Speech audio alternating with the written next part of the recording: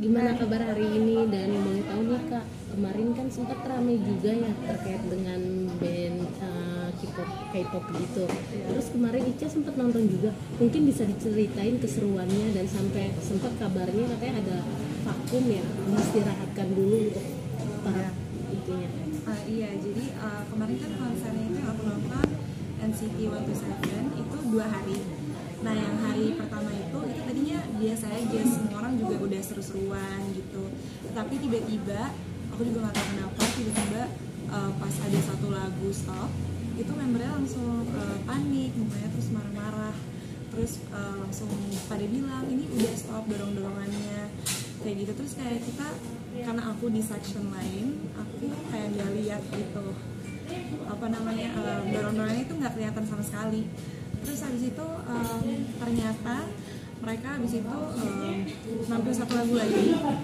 Habis udah selesai lagunya itu mereka langsung pergi, terus tanpa ngomong goodbye atau sama sekali pamitan itu nggak ada. Terus habis itu langsung polisi umumin kalau misalnya konsernya diberhentiin karena udah ada 30 orang yang pingsan. Terus itu pagar barricade-nya itu udah sampai roboh sih. Tapi Ica jauh dari orang-orang yang sempat pingsan itu, atau memang posisinya lokasi Ica itu jauh atau seperti apa sih? Kalau aku itu waktu itu nontonnya tuh di section sebelah yang dorong-dorongan. Jadi kalau di section aku itu semua orang kayak nggak ada yang dorong-dorongan. Jadi kayak semuanya nyanyi-nyanyi biasa aja. Makanya kita juga kaget pas konser dibubarin. Soalnya kirain nggak bakal separah itu. Ternyata emang separah itu gitu.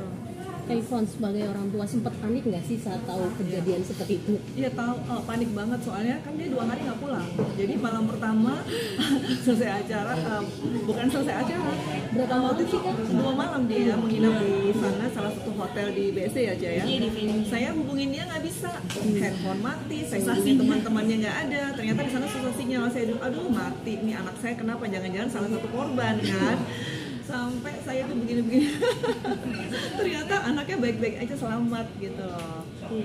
Aman sih aku. Berarti emang pas mau nonton emang nggak diajak sengaja kan? Dia tujuannya di awalnya Emang rencananya aku sama teman-teman aku sih kan, masa mamaku nonton K-pop gitu. Iya kalau nemenin iya biasanya. Kadang nemenin, cuman yang kemarin ya sih. Iya. kecewa gak sih? Saat diberhentikan ya, Tapi kan mendengar kabar ini juga dengan banyaknya korban yang Sebenarnya kalau konsernya diberhentiin, aku nggak kecewa sama sekali sih, karena awalnya bingung kenapa diberhentiin, cuman aku kayak oh ya udah, masih untungnya aku masih bisa nonton di hari keduanya kan. Cuman yang bikin aku kecewa itu sama oknum-oknum yang dorong-dorongan, padahal akhir-akhir ini tuh kayak ada tragedi Itaewon, ada acara konser lain yang juga dibubarin karena over capacity. Jadi lebih kecewanya ke oknum-oknum yang nggak bisa jaga ketertiban aja sih. ini kan acara musik band K-pop ini sendiri kan benar-benar yang ngeluarin budget modal banget sampai orang ngocek lah ya. Bisa dibilang hampir semua para fans tuh berani ngeluarin berapapun demi keperluan bola. Apa sih yang bikin Ica sendiri sampai wah harus nih gitu? Aku juga bingung ya, cuman aku tuh sebenarnya kalau buat K-pop ini aku baru tahun lalu. Jadi tahun lalu tuh aku sebenarnya lagi karaoke sama temen aku yang udah duluan K-pop. Terus dia nyanyiin lagu K-pop, ternyata bagus gitu. Terus kayak aku langsung kepoin sampai rumah gitu-gitu. Terus ke bawah kelanjut. Tapi emang dari tahun-tahun sebelumnya aku emang udah suka banget nonton konser karena emang suka aja euforianya sama vibes-nya, sama kayak bisa sekalian ketemu temen-temen gitu. Terus kalau buat emang biasanya orang mau ngeluarin banyak gitu kan buat konser, itu emang udah kayaknya emang udah tradisinya kayak gitu deh gitu sih. Ini Kaifan sendiri terlibat juga nggak sih ngebantu beliin tiket, atau memang dia harus nabung dulu nih Kak? Iya, ada lah pokoknya bergening sama dia. Kadang iya, kadang iya, kadang enggak. Iya, soalnya aku juga sebenarnya punya Dia ada- usaha just tip gitu, Iya. just tip konser. Jadi Iya. kebanyakan aku sendiri, cuman kadang beberapa kali kalau momen spesial kayak misalnya aku ulang tahun gitu-gitu. Iya. Atau mungkin kalau tur berapa negara waktu itu Shawn Mendes kan? Jadi itu pasti aku yang jadi ininya sponsor. Soalnya 4 negara kan. Jadi kebetulan memang Ica dari SD kalau nggak salah ya kamu ya. SMP yang ketemu Shawn Mendes pertama kali, selfie, terus sampai semua tur-turnya Shawn Mendes itu Ica pasti ada di beberapa negara, mulai dari Singapura, Kuala Lumpur, Bangkok, Jakarta, terus Justin Bieber kemarin Australia juga. Jadi memang Hampir, dia cuman di cancel. jadi di tiketnya udah di refund. Ini kejutan Iya. kepada musik ini juga bisa. Iya, makanya diikutin diikutin. atau gimana? Iya, jadi sejarahnya karena dia dari kecil udah ya gitulah, lihat mamanya kan bergerak di dunia musik, terus promotor juga, jadi anaknya jadi mengarah ke situ dan dia belajar gimana caranya. Oh, aku pengen gini nih, tapi dia maunya sih artis internasional yang lagi booming, misalnya The Weeknd, Ruel, New Hope Club, terus siapa lagi? Dua Lipa ya. Pokoknya semua penyanyi yang lagi hits, pasti Selena Gomez terutama, apalagi waktu itu dia dapat award dari Selena Gomez untuk 100 negara. Indonesia diwakili oleh Ica menang waktu itu tahun 2017 ya. Iya. Ica sempat. Mungkin bisa saya sebagai pernah ngejalanin jadi promotor sendiri, suka dukanya, terus banyak belajar dari mama nggak sih yang lebih dulu gitu. Kalau dulu sih karena aku masih kecil, aku Iya. lebih ke liatin mama aja sih, sama sekalian seru-seruan sama nempel-nempel aja. Cuman kalau suka dukanya lebih ke mamaku sih yang tahu. Iya. Jadi aku ceritain sedikit ya, pada saat aku bikin konser Bagindas 2 Kota, Ica tuh masih SD ya kalau nggak salah Ica ya? Masih kecil banget. Jadi yang jadi bendahara dia. Nah, jadi dia udah belajar situ, terus kita bikin konsernya Idola Cilik, kita bikin apa, dia dari SD tuh lengket aku terus. Udah terbiasa menghadapi itu, jadi dia sasarannya sih kalau bisa aku inilah untuk internasional lah, gimana caranya aku mepet Shawn Mendes, gimana caranya aku mepet Selena Gomez, gimana caranya aku mepet Dua Lipa. Dan itu aku lihat itu tidak sembarang ya orang Indonesia, meskipun kita punya duit, tapi kalau kita nggak tahu bagaimana kita berinteraksi sama artis-artis internasional itu akan susah gitu loh. Jadi mungkin dari dari aku ya, transformasi ke Ica ya.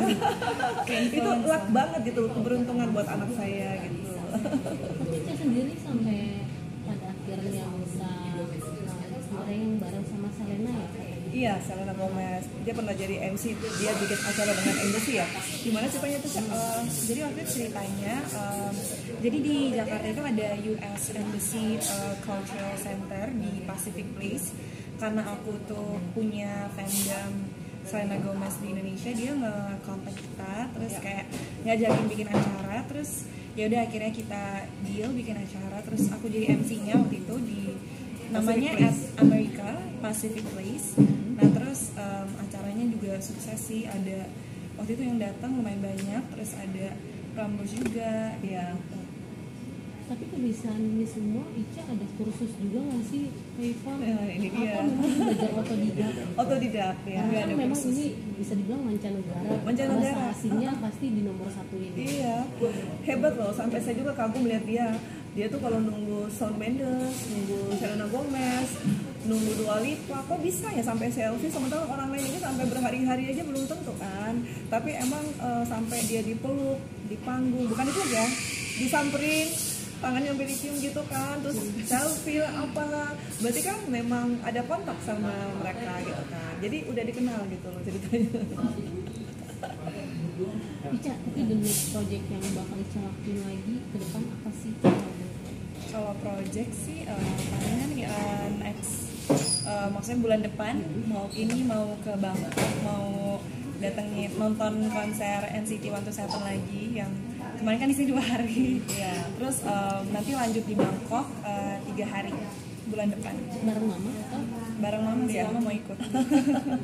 Iya, karena kan kita juga sekalian ada bisnisnya juga di situ kan. Bisnis apa Kak? Mungkin boleh di-share Coba juga. ceritain aja. Aku juga buka just tip, Jadi, tiket konser gitu sih. Jadi sekalian ya itu sih bisnisnya. Bisnisnya gitu, jadi ada bonusnya kan. Nah, itu nggak semua orang bisa, jadi untuk anak-anak Indonesia yang mau beli tiket luar negeri itu agak susah kan, jadi melalui dia. Itu baik tiket atau pesawat atau gimana? Enggak. Kalau sekarang aku cuman tiket aja sih, cuman rencana emang mau bikin tour, cuman buat saat ini masih tiket konser aja. Iya. Kak, tapi ngeluarin budget buat nonton musik K-pop sendiri itu biasanya punya rincian atau anggaran tersendiri nggak sih? Iya.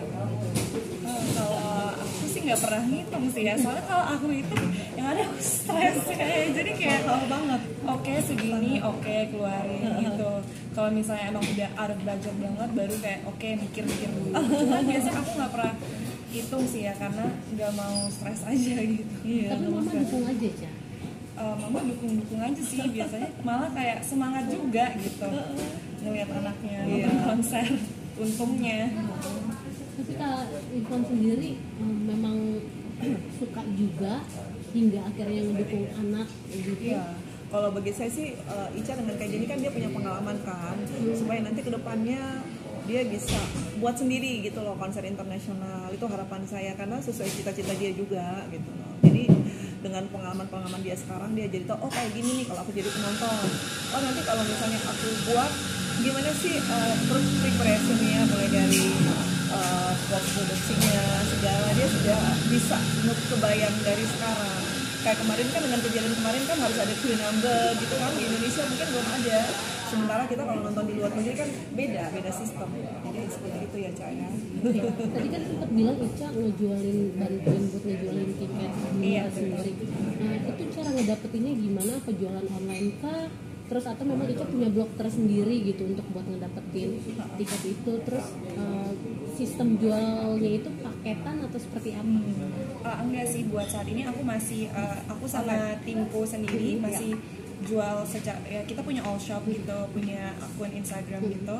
Terus paling dari situ sih, sama kalau buat dapetin tiketnya ya sama aja kayak semua orang sebenarnya ngeluar, cuman aku ada timnya gitu loh. Dia ada timnya. Jadi emang biasanya udah well prepared lah buat war tiket konser. Cat kan Irfan ini di balik layar ya. Di balik layar. Ini nggak sih mau Jadi dunianya mama di depan layar kan. Udah acting. Dia sih dulu udah ya, cuman sekarang ini katanya mau kuliah dulu. Iya. Ada tawaran iklan juga, ini dalam waktu dekat udah ada. Jadi seperti itulah. Mudah-mudahan ya saya kamu bisa balik lagi comeback di dunia entertain. Karena dulu kan sempat booming juga kan dengan hits-hitsnya dia di girl band Bening-Bening. Terus waktu zaman The Charola dia bergabung sama Yoriko Angelin. Itu sampai kita ke Banda Aceh, ke Banjarmasin, Makassar, Kendari. Kota-kotanya banyak loh. Jadi benar-benar tuh 3 tahun tuh sampai mereka nyanyi sebagai band pembuka untuk Smash, untuk Bobo Junior. Jadi mungkin sekarang ini dia udah apa ya, mau lagi, mudah-mudahan ya